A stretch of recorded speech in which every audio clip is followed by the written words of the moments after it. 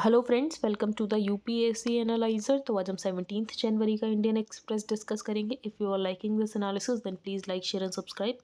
यहाँ पर first news है, government told the Supreme Court that it has not issued any guideline that envisages vaccination without consent. तो यहाँ पर बिना कंसेंट के किसी को वैक्सीनेशन नहीं दी जा सकती थी। गवर्नमेंट ने ऐसा कोई भी गाइडलाइन नहीं निकाली थी। No person can be force to be vaccinated against their wishes. तो किसी को भी उसके इच्छा के अगेंस्ट जाकर यहाँ पर वैक्सीनेशन नहीं देनी थी, कंसेंट ज़रूरी था। It also said that the government of India has not issued any SOPs which make carrying of vaccination certificate mandatory for any purpose. इसके अलावा यहाँ पर जीओआई ने वैक्सीनेशन सर्टिफिकेट को किसी भी चीज़ के लिए यहाँ पर मैंडेटरी नहीं किया था। कुछ स्टेट गवर्नमेंट्स ने ज़रूर किया था, लेकिन गवर्नमेंट ऑफ इंडिया का कोई भी ऐसा एसओपी नहीं था जिसमें ये ऐसा लिखा था कि किसी भी पब्लिक बेनिफिट के लिए या किसी भी पर्पस के लिए आपके पास यहाँ पर वैक्सीनेशन सर्टिफिकेट होना चाहिए। तो ऐसा जीओआई की कोई भी गाइडलाइन नहीं थी। Governments and businesses have been seeking to enforce vaccine mandates, restricting the entry to the unvaccinated to public places। लेकिन ऐसा देखा गया है कि वैक्सीन मैंडेट्स को एनफोर्स करने की कोशिश की जा रही है। इसके अलावा जो अनवैक्सीनेटेड लोग हैं उनको यहाँ पर पब्लिक प्लेसेस में रिस्ट्रिक्ट किया जा रहा है। लेकिन यहाँ पर गवर्नमेंट ने क्लियर कर दिया कि उन्होंने यहाँ पर वैक्सीनेशन सर्टिफिकेट को मैंडेटरी नहीं बनाया है। आगे चलते हैं, लक्ष्य सेन जिन्होंने यहाँ पर क्लेम किया है इंडिया ओपन का टाइटल और इन्होंने हराया है लो कीन यू को। आगे चलते हैं, यहाँ पर पेंच टाइगर रिजर्व की बात की गई। तो पेंच टाइगर रिजर्व है मध्य प्रदेश में। यहाँ पर कोई इंपॉर्टेंट न्यूज़ नहीं है। यहाँ पर काइंडनेस वॉल्स अभी दिल्ली गवर्नमेंट के लिए है। गवर्नमेंट स्कूल्स में क्या होगा देखते हैं। तो गुड समैरिटन बिहेवियर को एनकरेज करने के लिए यहाँ पर काइंडनेस वॉल्स सेटअप किए जाएंगे। बेसिकली यहाँ पर जो कुछ गवर्नमेंट स्कूल्स हैं उनको ईयरमार्क कर दिया जाएगा और उनकी एक वॉल को उसके ऊपर हुक्स लगा दिए जाएंगे और जिसको भी यहाँ पर कुछ भी देना है तो वो वहाँ पर हुक्स पे हैंग करके जा सकता है और जिसको भी उसकी ज़रूरत है वो वहाँ से ले सकता है। तो गुड समैरिटन बिहेवियर भी इससे इनकरेज होगा। और इसके अलावा यहाँ पर जो रिसीव कर रहा हूँ चीज़ों को उसकी आइडेंटिटी को यहाँ पर कॉन्फिडेंशियल रखा जाएगा। तो kindness wall is to be a portion of the outer face of the boundary wall of the selected government school marked with a large red poster saying that it is a नेकी की दीवार। तो जिसके पास भी यहाँ पर extra है वो वहाँ पर रख के जा सकता है। तो where people willing to donate any item cloth food shoes can hang it up those in need. और जिसको उसकी ज़रूरत है वो वहाँ से उठाकर ले जा सकता है। तो schools have been told that this should be promoted as an anonymous giving and receiving initiative, जहाँ पर डिग्निटी जो रिसीवर की वो हर समय यहाँ पर अपील करने की कोशिश की जाएगी। तो काइंडनेस वॉल्स ये इनिशिएटिव है दिल्ली गवर्नमेंट का for the Delhi government schools. आगे चलते हैं, stop unilateral construction of roads Nepal tells India. अब यहाँ पर नेपाल ने इंडिया को ये बोला है जो east of Kali river territory है वो हमारी है और यहाँ पर आप कंस्ट्रक्शन करना बंद करो। तो Nepal on Sunday asked India to stop unilateral construction and expansion of roads in its east of Kali river territory but stopped short of. लेकिन ऐसा कुछ डिप्लोमेटिक प्रोटेस्ट नहीं किया, बस उन्होंने ऐसा बोला। अब यहाँ पर नेपाल का ये कहना है जो लिम्पियादुरा लिपुलेख और काला पानी ईस्ट ऑफ काली रिवर है वो यहाँ पर नेपाल का पार्ट है और यहाँ पर कोई भी कंस्ट्रक्शन इंडिया कर रहा है तो इंडिया को वो कंस्ट्रक्शन नहीं करना चाहिए। तो any dispute over border between Nepal and India must be settled through diplomatic channels. अब इंडिया ने एक डिसीजन ये लिया कि हम रोड को और ज़्यादा एक्सपेंड करेंगे across Lipulekh in Uttarakhand which is in Indian territory. लेकिन यहाँ पर नेपालीज पॉलिटिकल क्लास ने फिर इस इशू को उठाया। उनका ये कहना है ये जो लिपुलेख लिम्पियाधुरा और काला पानी है ये हमारी टेरिटरी है। आगे चलते हैं, अब कोविड है और बिहार में ऐसे बहुत सारे बच्चे हैं जिनके पास डिजिटल डिवाइसेस नहीं हैं। तो ऐसे में वो ऑनलाइन एजुकेशन में बहुत पीछे छूटते चले जा रहे हैं। तो उसके बाद यहाँ पर बिहार गवर्नमेंट ने कुछ इनिशिएटिव्स लिया, हम देख लेते हैं। तो from Monday primary school teachers across Bihar will visit the houses of students in classes 1 to 5 who have no smartphones PCs tablets or laptops at home. तो बेसिकली यहाँ पर बच्चों को हाउस विजिट्स देकर पढ़ाया जाएगा।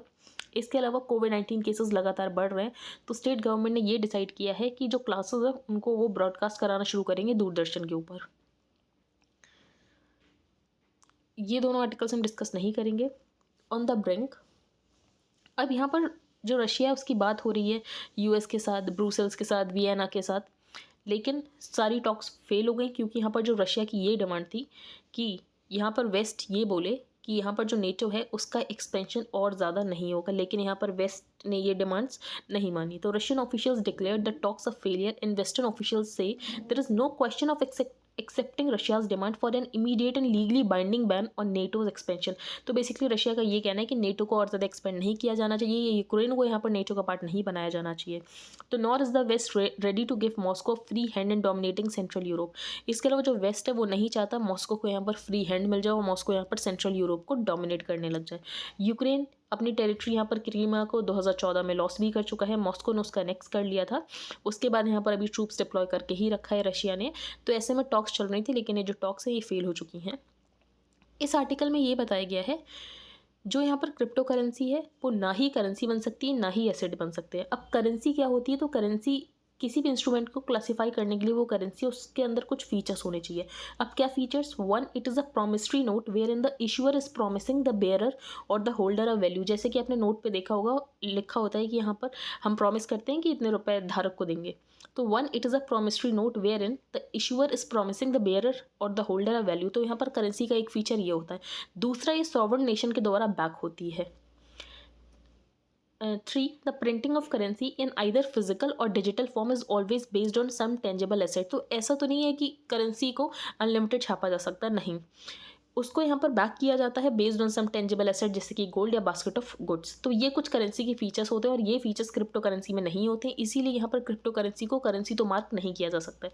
दूसरी बात, क्या यहाँ पर इसको असेट कंसिडर किया जा सकता है, तो बेसिकली असेट भी कंसिडर नहीं किया जा सकता है, क्योंकि एसेट वो होता है जिसकी कुछ टेंजिबल वैल्यू होती है।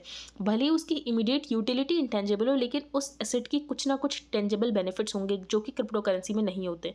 तो crypto currency is being promoted currently bitcoin, litecoin, ethereum are nothing but gaming points. तो बेसिकली ऑथर का ये कहना है ये गेमिंग पॉइंट्स है। बस मैंने आपको ये बता दिया कि असेट के क्या फीचर्स होते हैं और यहाँ पर करेंसी के क्या फीचर्स होते हैं। तो बेसिकली करेंसी एक प्रॉमिसरी नोट होता है, सॉवरेन नेशन के द्वारा बैक होता है और इसके अलावा ये फिजिकल और डिजिटल फॉर्म में होता है जो कि बेस होता है ऑन सम टेंजिबल असेट। आगे चलते हैं, पंजाब इलेक्शन अपॉर्चुनिटी। इसमें हम ये डिस्कस करेंगे कि एग्रीकल्चर में प्रॉब्लम्स क्या क्या हैं। If Punjab is to retain its crowning glory agriculture. तो यहाँ पर एग्रीकल्चर को डाइवर्सिफाई करने की बहुत ज़्यादा ज़रूरत है। पंजाब का एग्रीकल्चर ग्रोथ रेट 5.7% हुआ करता था, जब नेशनल एवरेज ग्रोथ रेट यहाँ पर 2.3% था। तो 1971 से 72 से लेकर अगर 1985-86 तक देखें तब यहाँ पर नेशनल एवरेज ग्रोथ रेट 2.3% था, लेकिन पंजाब का एग्रीकल्चर ग्रोथ रेट यहाँ पर 5.7 था। लेकिन आज देखें तो ये ट्रेंड बिल्कुल रिवर्स हो चुका है, जहाँ पर नेशनल ग्रोथ रेट है 3.7%, वहाँ पर पंजाब का सिर्फ 1.9% है। अब प्रॉब्लम क्या है, प्रॉब्लम ये है कि 85% जो एरिया है वहाँ पर सिर्फ वीट और पैडी का ही कल्टीवेशन होता है। तो with almost 85% of the gross crop area under wheat and rice, agriculture is least diversified in the state. तो यहाँ पर पंजाब में क्रॉप डाइवर्सिफिकेशन बहुत ज़्यादा कम है। वो इसीलिए कम है क्योंकि एमएसपी, गारंटेड एमएसपी दी जाता है वीट और पैडी के लिए, जिसकी वजह से यहाँ पर फार्मर्स के पास इंसेंटिव नहीं है कि वो यहाँ पर क्रॉप डाइवर्सिफिकेशन करें। फर्टिलाइजर्स, हाईली सब्सिडाइज फर्टिलाइजर्स दिए जाते हैं, इसीलिए यहाँ पर जो फार्मर्स हैं उनके पास इंसेंटिव नहीं है और यहाँ पर डाइवर्सिफिकेशन नहीं हो रहा है। अब इससे प्रॉब्लम्स क्या क्या हो रहे हैं कि ज़्यादा वीट और पैडी यहाँ पर लगाया जाता है। तो सबसे बड़ी प्रॉब्लम ये है कि यहाँ पर ओवर एक्सप्लॉइटेशन हो रहा है ग्राउंड वाटर का, सॉइल्स हैं वो लगातार डिग्रेड हो रही हैं, स्टबल बर्निंग की भी एक प्रॉब्लम है।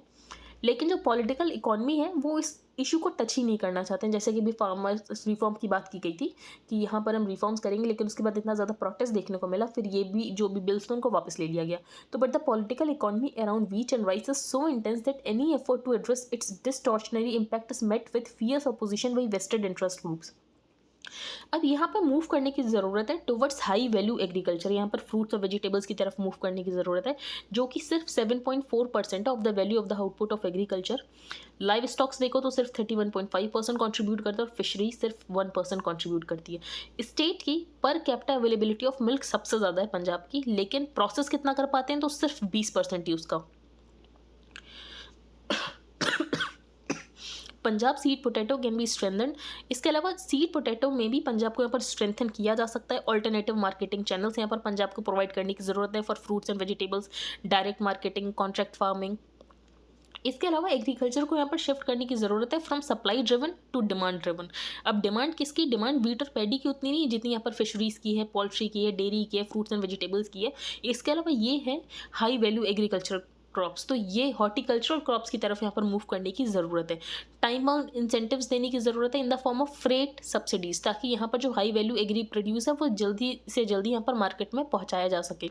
पेरिशेबल कमोडिटीज़ के लिए वैल्यू चेन प्लेयर्स को लाने की ज़रूरत है। ना कि यहाँ पर फ्री पावर देने की ज़रूरत है, यूरिया को बहुत सस्ता देने की ज़रूरत है, ये सब करने की ज़रूरत नहीं है। अगर आपको यहाँ पर हेल्प भी करनी फार्मर्स को तो आप यहाँ पर कैश ट्रांसफ़र कर सकते हो। Promoting mega parks for value addition in fruits and vegetables, इसके अलावा आप मेगा पार्क्स बना सकते हो जो फ्रूट्स और वेजिटेबल्स हैं ताकि उनकी वैल्यू एडिशन आसानी से हो सके। जो फर्टिलाइज़र सब्सिडी रिजीम है वो आपको ख़त्म करने की ज़रूरत है। इसके अलावा आप क्या कर सकते हैं, आप यहाँ पर फार्मर्स को कैश ट्रांसफ़र दे सकते हो। इफ़ दैट्स नॉट पॉसिबल, अगर ये भी पॉसिबल नहीं है तो अगर आपको यूरिया में सब्सिडी देनी ही है तो बेसिकली आप न्यूट्रिएंट बेस्ड सब्सिडी स्कीम में उसको इंक्लूड करो। तो यूरिया को यहाँ पर न्यूट्रिएंट बेस्ड सब्सिडी स्कीम में इंक्लूड करने की बात की गई है। पीडीएस को रिप्लेस करके आप डायरेक्ट कैश ट्रांसफ़र कर सकते हो। बेसिकली आप क्या करते हो, आप पहले यहाँ पर सारा ग्रेन प्रोकर करते हो, फिर इस ग्रेन जो आप प्रोकर करते हो उसके बाद आप पीडीएस शॉप्स के थ्रू वापस उनको देते हो। इससे अच्छा आप क्या कर सकते हो, आप डायरेक्टली यहाँ पर कैश ट्रांसफ़र कर सकते हो। इसीलिए यहाँ पर क्रॉप डाइवर्सिफिकेशन करना बहुत ज़रूरी है अगर यहाँ पर हमें पंजाब का एग्रीकल्चरल ग्रोथ रेट बढ़ाना है। आगे चलते हैं, यहाँ पर कोई इंपॉर्टेंट न्यूज़ नहीं है। यहाँ पर 2 मेडिसिन के नाम बताए गए हैं। एक है बेरिसिटिनिब जो कि बेसिकली यहाँ पर अर्थराइटिस को ट्रीट करने के लिए यूज़ होती है। रियोमेटोडाइड अर्थराइटिस को ट्रीट करने के लिए यूज़ होती है, लेकिन यहाँ पर कोविड-19 के पेशेंट्स के लिए भी यूज़ हो रही है। तो which is also use to treat arthritis has been strongly recommended for patients with severe or critical COVID. इसके अलावा सोट्रोविमाब, इसको यहाँ पर डेवलप किया है ग्लैक्सोस्मिथक्लाइन ने with US partner Vir Biotechnology Inc, is an investigational monoclonal antibody. तो ये बेसिकली मोनोक्लोनल एंटीबॉडी है सोट्रोविमाब, और यहाँ पर हो गया बेरिसिटिनिब। आगे चलते हैं, ये कॉम्बैट यूनिफॉर्म नई है इंडियन आर्मी की। अब इसके क्या फीचर्स हैं वो हम देख लेते हैं। तो new combat uniform for the Indian army was unveiled during the army day while the new unique camouflage pattern. तो यहाँ पर आपको एक कैमोफ्लाज पैटर्न दिखेगा जो कि कॉम्बिनेशन है सेम कलर्स का, ऑलिव ग्रीन और अर्थन शेड्स। पैटर्न अब डिजिटल है। It has been design keeping in mind the many conditions of operational. ये बेसिकली हर जगह सेम ही यूनिफॉर्म यूज़ हो सकती है, from deserts to high altitude areas, jungles and plains. ये जो फैब्रिक है ज़्यादा लाइटर है, स्टर्डियर है, ज़्यादा ब्रेथेबल है। 70:30 का रेशियो 70 कॉटन है और यहाँ पर 30% इसमें पॉलिस्टर है। ज़्यादा कंफर्टेबल है, comfortable to wear in humid and hot conditions. What are its component and how is it styled? The new uniform adds a combat t-shirt underneath and a shirt over it। तो जैसे आप देख रहे हो इसमें यहाँ पर टक इन करने की ज़रूरत नहीं है। Also unlike the previous uniform the shirt will not be talked इन। तो बेसिकली जैकेट की तरह यहाँ पर पहनी जाएगी। अब इसको डिज़ाइन किसने किया है, तो इसको डिज़ाइन किया है national institute of fashion technology में। 12 लोगों की टीम बनी थी जिसने इस यूनिफॉर्म को डिज़ाइन किया है, और 4 C's को ध्यान में रखते हुए उसको डिज़ाइन किया गया है: कंफर्ट, क्लाइमेट, कैमोफ्लाज और कॉन्फिडेंशियलिटी। अभी मार्केट्स में जैसे अभी आर्मी यूनिफॉर्म के लिए सिर्फ यहाँ पर आर्मी यूनिफॉर्म के लिए आसानी से कपड़ा मिल जाता था मार्केट में, और कोई भी यहाँ पर कपड़ा लेकर स्टिच करा सकता था, लेकिन नहीं, अब जो यूनिफॉर्म है उसमें QR कोड होंगे और ये बेसिकली सिर्फ ऑर्डिनेंस चेन और मिलिट्री कैंटीन से ही मिलेगी। तो uniforms will be bar coded and QR coded to maintain their uniqueness and will be available only through the ordnance chain और मिलिट्री कैंटीन्स। और भी यूनिफॉर्म्स चेंज हुए तो नहीं, सिर्फ कॉम्बैट यूनिफॉर्म चेंज हुई है। द आर्मी है सेवरल यूनिफॉर्म्स, इसके अलावा आर्मी की और भी यूनिफॉर्म्स होती हैं जैसे कि olive greens, peace area posting, so वो सब नहीं चेंज हुई, सिर्फ यहाँ पर कॉम्बैट के लिए ही चेंज हुई है। वर्ड पेज पर कोई भी इंपॉर्टेंट न्यूज़ नहीं है, हम डिस्कशन नहीं करेंगे। यहाँ पर अर्ली हार्वेस्ट डील की बात की गई, तो अर्ली हार्वेस्ट डील क्या होता है पहले हम वो देख लेते हैं। तो early harvest agreements are used to open up bilateral trade between 2 countries. तो बेसिकली यहाँ पर फ्री ट्रेड एग्रीमेंट अभी हुआ नहीं है, उससे पहले का जो होता है उसको बोलते हैं अर्ली हार्वेस्ट एग्रीमेंट, जिसमें कुछ गुड्स और सर्विसेज के ऊपर एग्री कर लिया जाता है। तो early harvest agreements are used to open up bilateral trade between 2 countries on a restricted list of goods and services, primarily as a front runner to clinching a more comprehensive FTA। बाद में यहाँ पर free trade agreement जब तक होगा तब तक time लगता है, तो इन अ मीन टाइम यहाँ पर अर्ली हार्वेस्ट एग्रीमेंट जो हैं वो कर लिए जाते हैं। अब अर्ली हार्वेस्ट एग्रीमेंट बेसिकली उन प्रोडक्ट्स के लिए होता है, उन गुड्स और सर्विसेज के लिए होता है जिसमें दोनों ही कंट्रीज आसानी से एग्री कर लेते हैं। अब इंडिया ने यहाँ पर अर्ली हार्वेस्ट एग्रीमेंट किया था थाईलैंड के साथ 2004 में, लेकिन उसके बाद यहाँ पर कॉम्प्रहेंसिव FTA नहीं हो पाया। इंडिया ने ट्रेड एग्रीमेंट कर रखा है श्रीलंका के साथ डीलिंग विद गुड्स, लेकिन उसके बाद भी यहाँ पर सर्विस और इन्वेस्टमेंट के ऊपर कोई भी एग्रीमेंट नहीं हो पाया।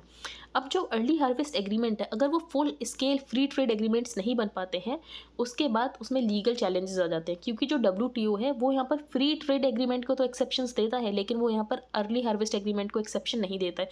तो जल्दी से जल्दी इसको यहाँ पर फ्री ट्रेड एग्रीमेंट में कन्वर्ट करना ज़रूरी होता है। तो an entity that was formed on the premise that member countries should not discriminate between their trading partners, the exceptions to the rule are full scale FTA subject to some conditions। तो यहाँ पर early harvest agreements जो होते हैं उनको जल्दी से जल्दी FTA में कन्वर्ट करना होता है, नहीं तो WTO में उसको चैलेंज किया जा सकता है। आगे चलते हैं, DLI स्कीम की यहाँ पर बात की गई है। DLI scheme, design linked incentive scheme. In a press note the ministry set under the design linked incentive scheme, जो डोमेस्टिक कंपनीज है, स्टार्टअप्स है, एमएसएमईज है, उनको यहाँ पर फिजिकल सपोर्ट दिया जाएगा और डिजाइन इंफ्रास्ट्रक्चर सपोर्ट भी दिया जाएगा। अब इसको इम्प्लीमेंट कौन करेगा, नोडल एजेंसी कौन होगी फॉर द इम्प्लीमेंटेशन, तो वो होगी centre for development of advance computing, CDAC। तो centre for development of advance computing. The scheme is expected to provide a globally competitive incentive package. तो यहाँ पर इंसेंटिव पैकेज होगा ताकि यहाँ पर जो सेमी कंडक्टर्स हैं, चिप्स हैं, वो इंडिया में ही मैन्युफैक्चर हो सके और हमें यहाँ पर इम्पोर्ट डिपेंडेंट ना होना पड़े। आई होप आपको आज का न्यूज़पेपर समझ आ गया। If you like the video then please like share and subscribe. Thank you and have a nice day.